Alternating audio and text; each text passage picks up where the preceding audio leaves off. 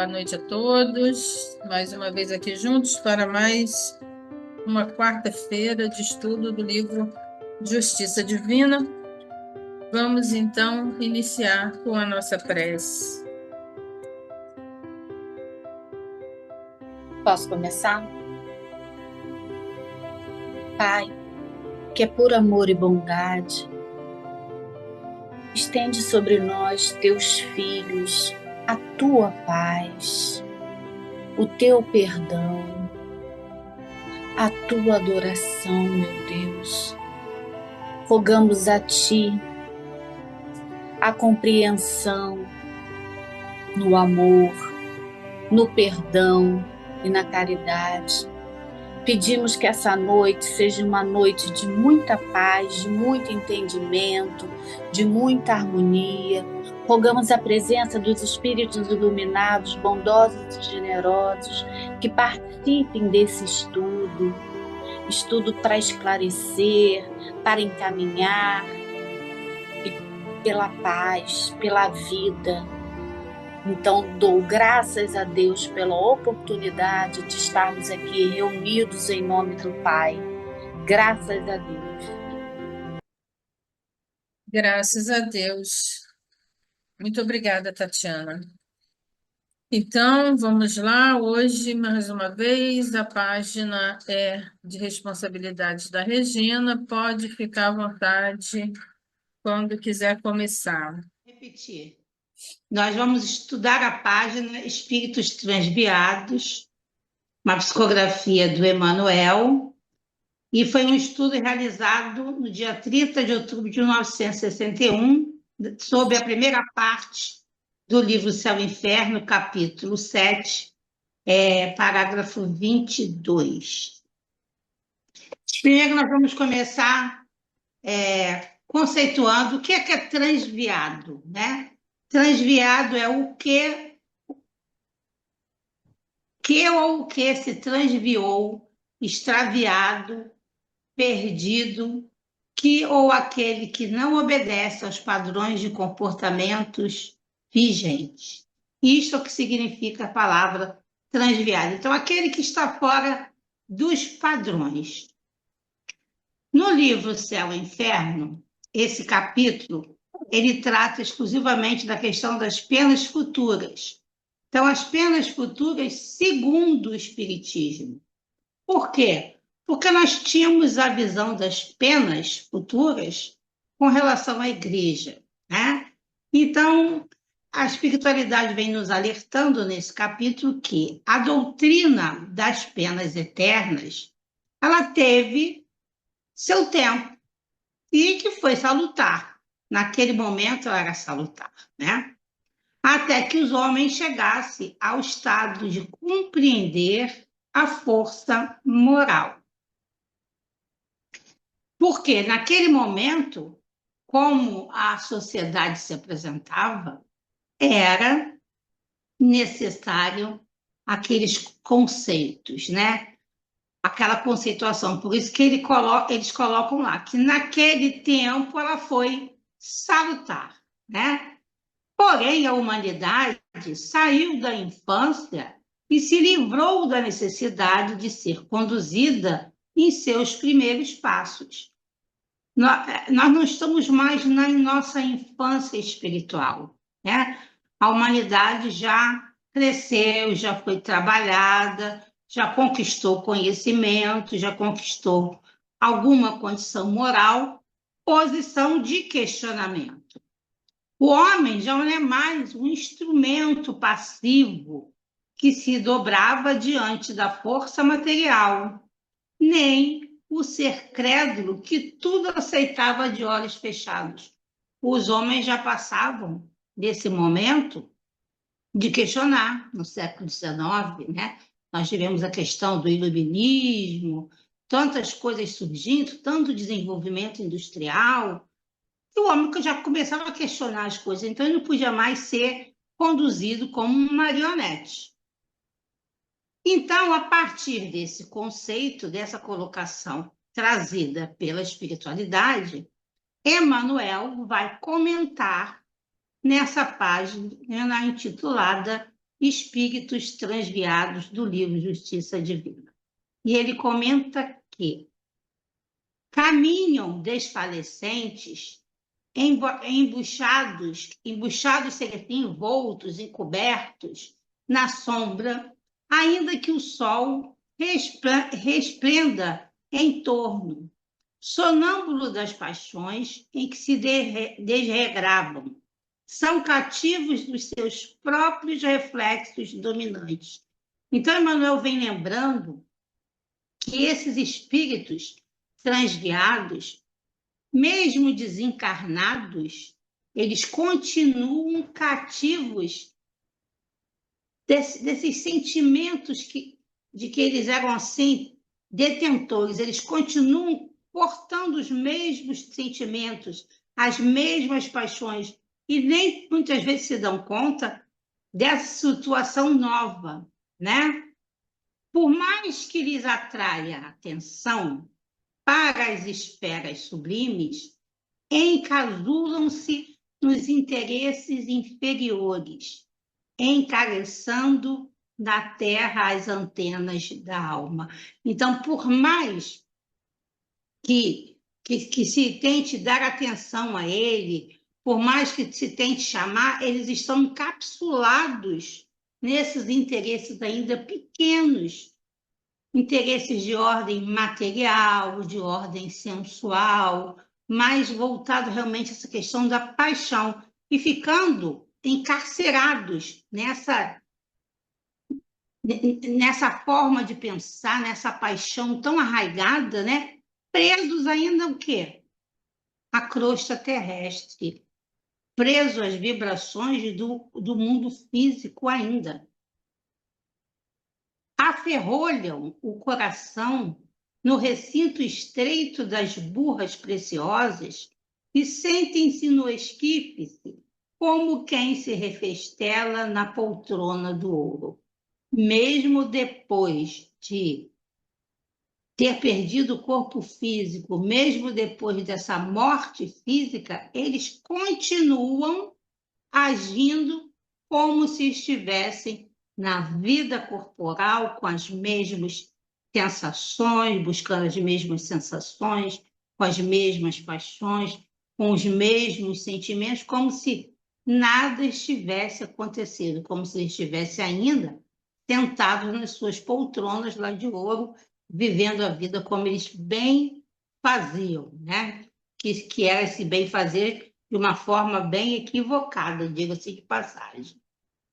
Empenhavam-se as forças a tiranizarem multidões indefesas, manejando o verbo fácil e deitam oratória fulgente no barranco em que se lhes guardam os restos, qual se ocupassem dos primeiros lugares na tribuna de honra.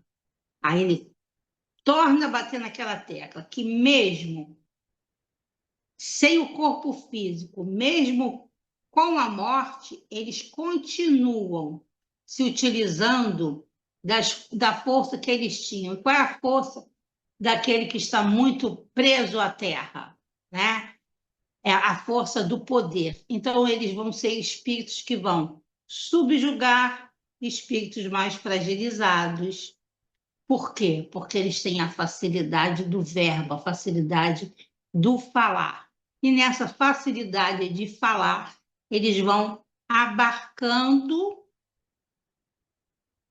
outros espíritos que estão equivocados e perdidos e também gostam dessas questões mais mundanas, e eles vão fazendo então seus clãs, e eles vão de repente tiranizando esses espíritos, esses irmãozinhos ainda não esclarecidos, né? Aniquilavam recursos, plasmando imagens viciosas em nome do sentimento, e escrevem ou gesticulam na solidão, supondo transmitir emoções enfermiças a legiões de admiradores imaginários. Então, olha só, ele chega a plasmar essas imagens viciosas para todos aqueles que estão ao seu redor e para ele mesmo.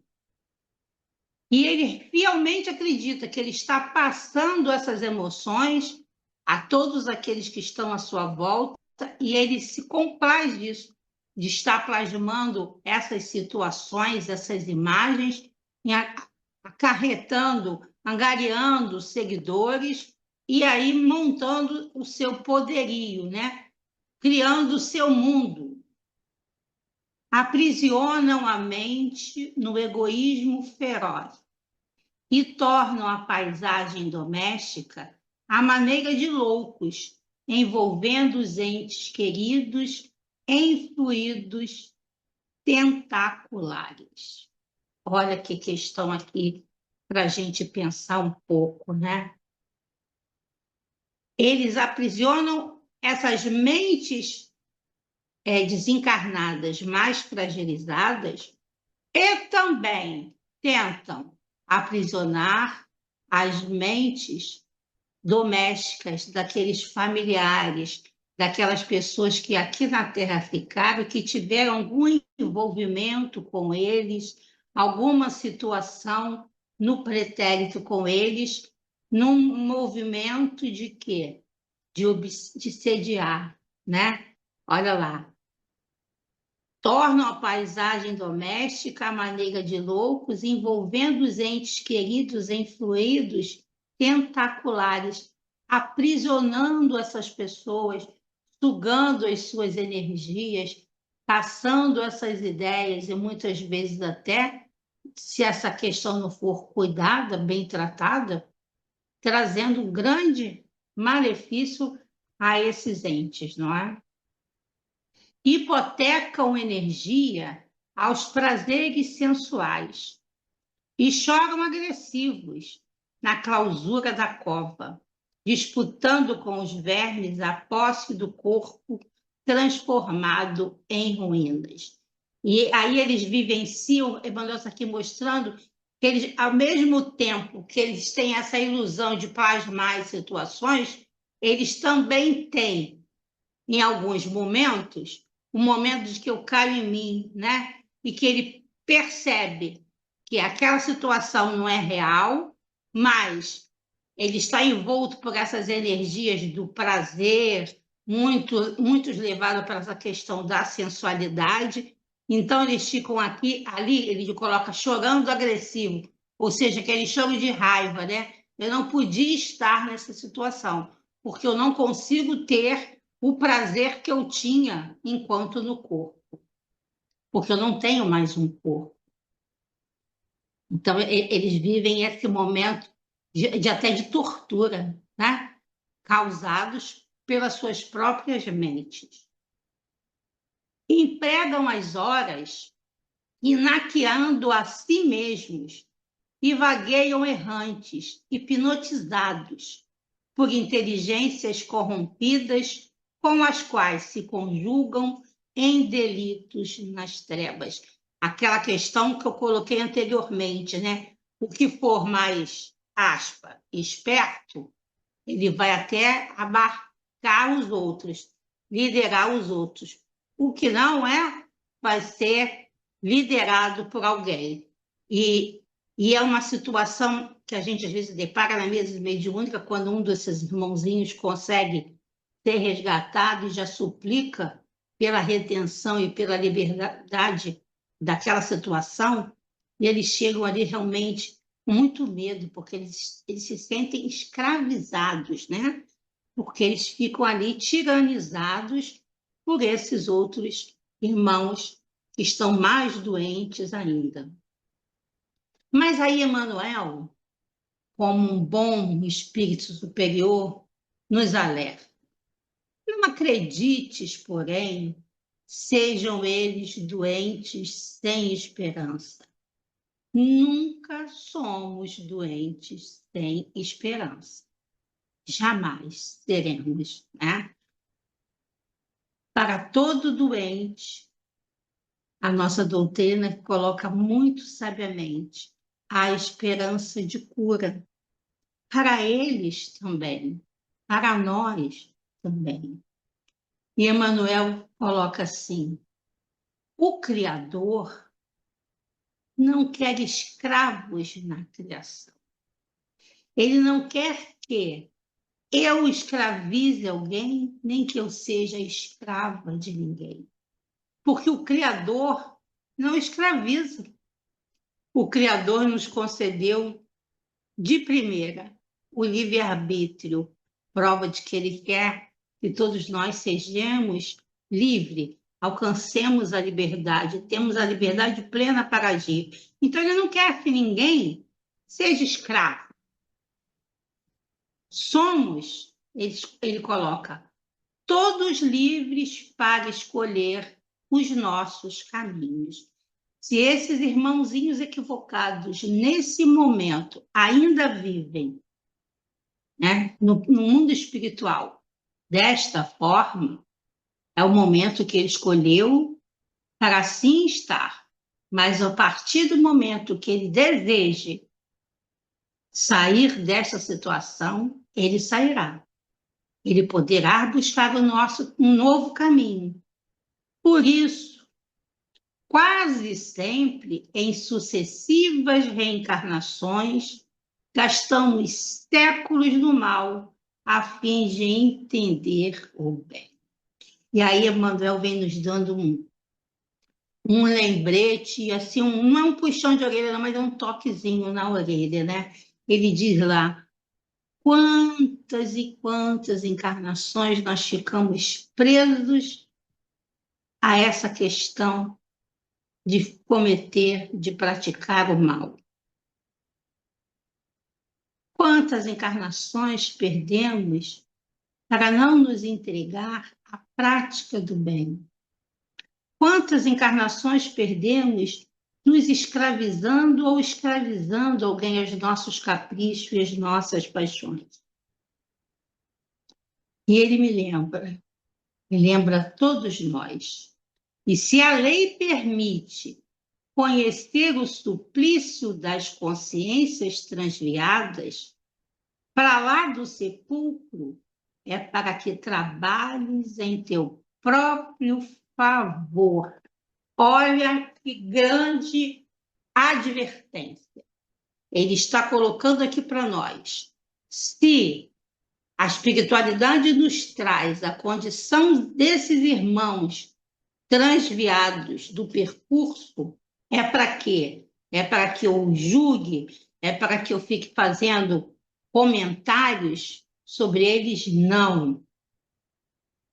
Tudo isso nos é trazido para que eu trabalhe em mim, as imperfeições que eu ainda tenho, para que eu perceba o equívoco que eu possa vir a cometer se eu me deixar levar pelo mal, se eu fizer escolhas equivocadas. Porque nós estamos exercendo o papel de medianeiros, de médiuns, seja em qual situação dentro de uma reunião de atendimento aos irmãos em sofrimento, para listar equívocos, para fazer um arquivo de espíritos em situações de sofrimento, de dor, para conceituá-los como obsessores. Não, para que eu trabalhe em mim o que ainda existe de orgulho, de vaidade, de prepotência, de arrogância, e comece a deixar de lado. É uma advertência para nós. E aí ele diz, então, corrige em ti mesmo tudo aquilo que censura nos outros. Tudo isso que nós vimos que esses irmãos fizeram e ainda fazem, mesmo que desencarnados, corrige em você. Se você em algum momento se deixa levar por essas paixões ainda, freie. E ele diz lá, clareia-te por dentro. Por fora a gente se arruma, né? Põe uma maquiagem, agora na era da internet, bota os filtros, não é verdade? Mas nada disso esconde o que eu sou. Por isso ele diz: clareia-te por dentro, aprimora-te e serve. Ou seja, melhore e vá servir. Servir primeiro a você, mudando, buscando outro caminho, fazendo outras escolhas, e aí servindo bem ao teu irmão.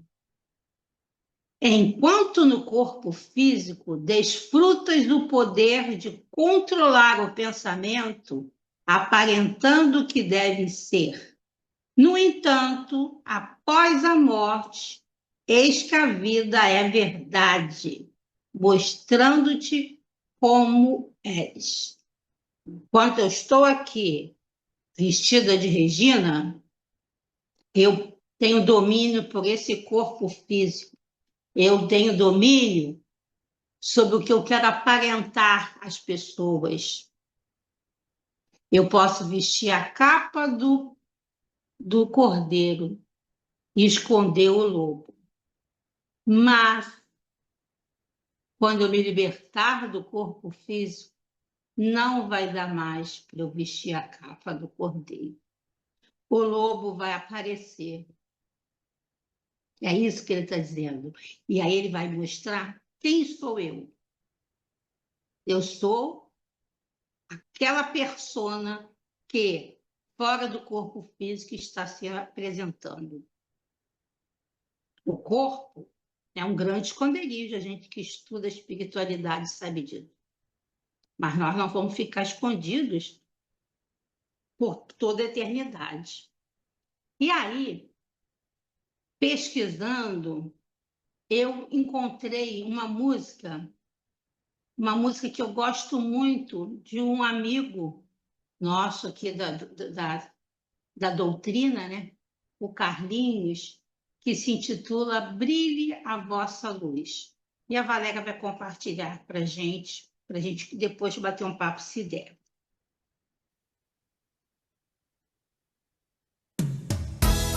Brilha a vossa luz, brilha a vossa luz, brilha a vossa luz, brilha a vossa luz. Devo partir, entregar pra Deus.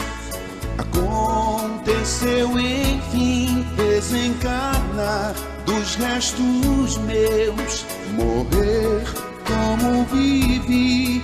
Curioso estar vivo, sentir meus sentidos num corpo igualzinho ao meu.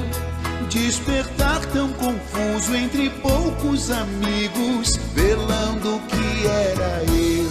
Sim, é da lei, coisa de Deus. A reencarnação, posso voltar, recomeçar.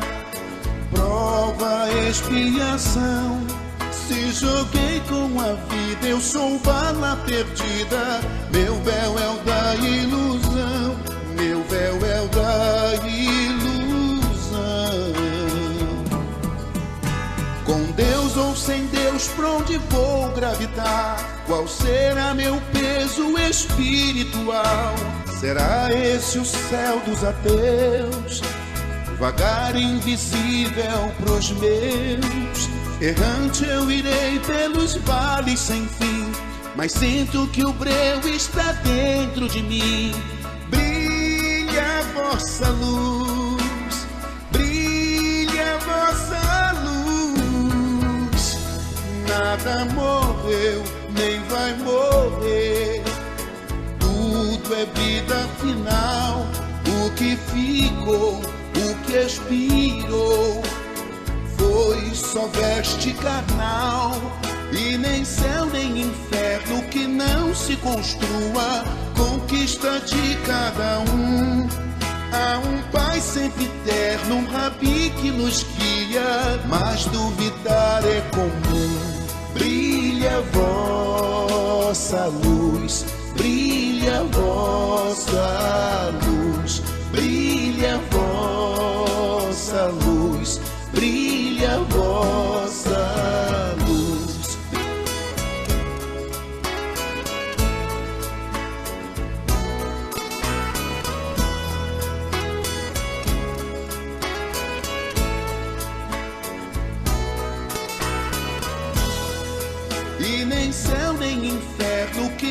se construa, conquista de cada um.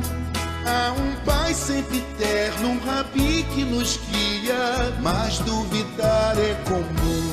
Brilha a vossa luz, brilha a vossa luz, brilha a vossa luz, brilha a vossa luz, brilha a vossa luz, brilha.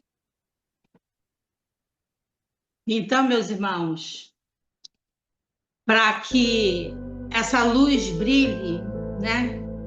Eu preciso, como disse Emmanuel, me clarear por dentro. Então, que essas páginas que nos chegam, que esses relatos, que esses irmãos em sofrimento nos apresentam, seja para nós essa grande oportunidade de nos clarear por dentro, para termos a nossa luz brilhando e lá, quando chegarmos melhores do que quando de lá saímos. Que assim seja para todos nós. Fazer a prece, né? Sim. Então vamos, nesse momento, ligarmos mais profundamente a espiritualidade que preside esse momento de reflexão e nos colocarmos diante do Mestre Jesus, do nosso Pai de amor e de misericórdia e de conselheiro, e humildemente pedir-nos, nos ajude ainda mais a nos clarearmos por dentro, a nos fazermos já uma pequena luz, para que quando chegarmos diante da espiritualidade que nos aguarda na pátria real, não sermos espíritos vagantes, envoltos na escuridão de nós mesmos, mas que já possamos ser uma pequena centelha que seja de luz, porque tivemos a bênção trazidos por todos, por Jesus, por Kardec, por conselheiro, por todos, de claridade que nos fizeram refletir para construir o nosso amanhã. Que possamos realmente, Senhor, fazer claridade em nós e levar a Tua luz a todos aqueles que nos cercam. Gratidão por esse momento. Muita paz a todos. Gratidão a você, minha irmã, por mais esse estudo, por mais essa página tão bem colocada, né? E é interessante eu fazer agora aqui uma comparação de uma coisa, né, que aconteceu, mas que é para a gente refletir, né? Eu não conseguia colocar aqui, o negócio estava, né? E aí você fica o quê? Apavorada, né? Quando um obstáculo vem à frente, quando as coisas não vêm, vem a dificuldade, nada dá certo na vida, a gente fica apavorada. O que que eu fiz? Fui pedir ajuda às universidades, né? Graças a Deus, aí você pega, né? Raquel, corre aqui, Raquel que fez, que eu não sei nem o que ela fez, e era que nem ela sabe.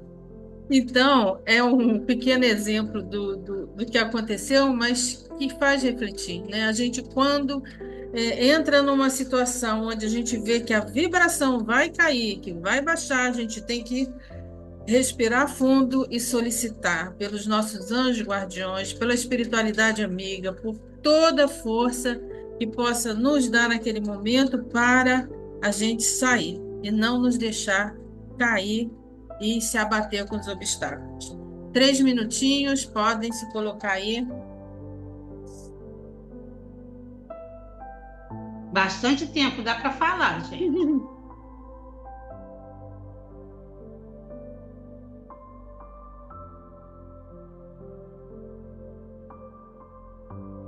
Brilhem a vossa luz aí, a luz de vocês. Vocês têm luz, acreditem, eu estou vendo. É reforma íntima, né? A gente tem que mudar mesmo, e a mudança é interna, não externa, né? É isso. Evoluir, né? Já É um pensou a gente pegar é um doutorado trabalho, vivendo situação? é um trabalho constante de aprimoramento, né? De treinamento, vamos dizer assim, para passar por essa situação de desencarne. É porque a gente não vai mudar, a gente vai ser o que a gente é, entendeu? E a gente precisa. E o que o Emmanuel coloca, né? Aproveitar essa oportunidade que a doutrina nos trouxe de nos trazer esses exemplos, porque a gente não precisa mais reviver nada disso, porque a gente hoje já tem a luz do esclarecimento. Antes nós não sabíamos, mas agora a gente já sabe. A responsabilidade cresce muito mais, né? Com certeza. Cresce muito mais. Quem muito é dado, quem muito é dado, muito será cobrado, né? Isso. Sim. Estudaste, cadê a prática, né? Quer dizer, não pode dizer que não Sempre sabe. lembrando que não é o saber que nos faz, né? A gente sabemos muito, mas na hora H... Mas não aprendemos. Conhecemos, mas não aprendemos, né? E eu acho que é muito justo. Pois te ensinei, e você continuou. Então vamos lá fazer de novo. Até você introjetar essa situação. E a doutrina, vai por para mais... turma, Diga só vai para a aí. turma de reforço, né? Vai para a turma de reforço. E a doutrina, por mais que ela não só ensina, ela nos traz os fatos verídicos ali, está ali tudo diante dos nossos olhos. Né? Porque mensagem de fazer o bem, nós já estivemos lá com Moisés, com Jesus, a doutrina veio, vocês não estão entendendo, então peraí, né? Vamos abrir o verbo. Aí nos traz esse livro, O Céu e o Inferno, que é maravilhoso, o testemunho deles todos lá, nos coloca numa reunião mediúnica, percebendo a situação dos nossos irmãos, que situação de tanto sofrimento, e temos necessidade de viver isso. Vai dar É um livro que vai fazer 160 anos já, né? Diga, isso, Valéria. minha gente. Até quarta que vem, que já estamos aqui nos últimos instantes. Mais uma Boa vez, noite, obrigada, paz Regina. para Obrigada a todos nós. participação.